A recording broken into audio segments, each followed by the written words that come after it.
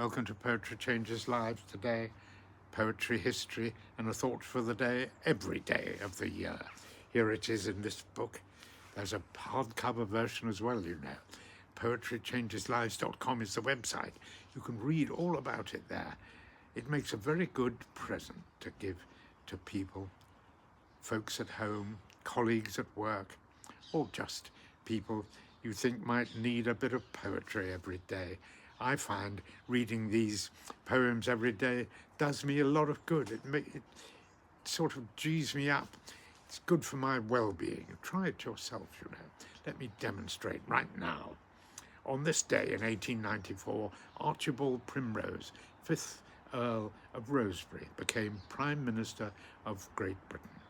It was said that he was too patrician to handle the democratic process. Winston Churchill said rather nastily, he would not stoop, he did not conquer. Nevertheless, he served his term as High Prime Minister. He did okay. He was born to a life of privilege and chose to leave university early rather than give up the racehorse that he'd bought, which it turned out wasn't allowed even at Oxford in those days. He went on to marry Hannah de Rothschild, at the time said to be the richest heiress in England, and he was devastated when she died of a relatively young age.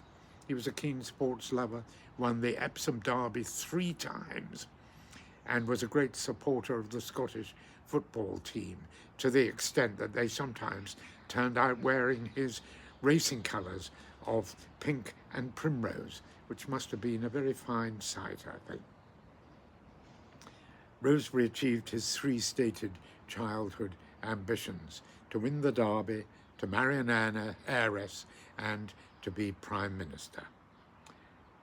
Pretty good going. Not many people achieve that, I can tell you. He died at home aged 82, listening to the Eton boating song, his last request. What a great way to go. Here is part of it, composed by Eton master William Johnson in 1862.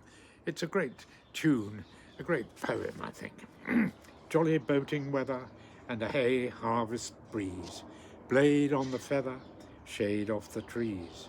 Swing, swing together with your bodies between your knees. Swing, swing together with your bodies between your knees. 20 years hence this weather may tempt us from office stools. We may be slow on the feather and seem to the boys old fools, but we'll all swing together and swear by the best of schools. A great rousing, rollicking tune and poem that. It's not immortal poetry, but it has its purpose. Today I will be grateful for all the gifts that I have been given. Thanks for listening.